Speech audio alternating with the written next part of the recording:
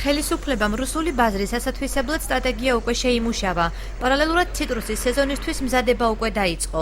1 ნოემბერს რეგიონს 30 დამხარისხებელი საწარმო ექნება.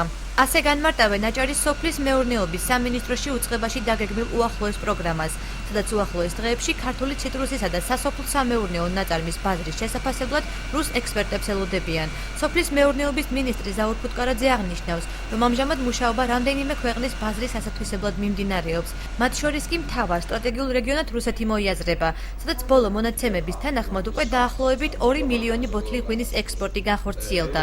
სამინისტროში ციტრუსის წარმატებული რეალიზაციისთვის ტექნიკური ხასიათის სიახლეების დანერგვაც იგეგმება. ეხლა ჯერი დადგა უკვე ხილსა და ბოსტნეულზე.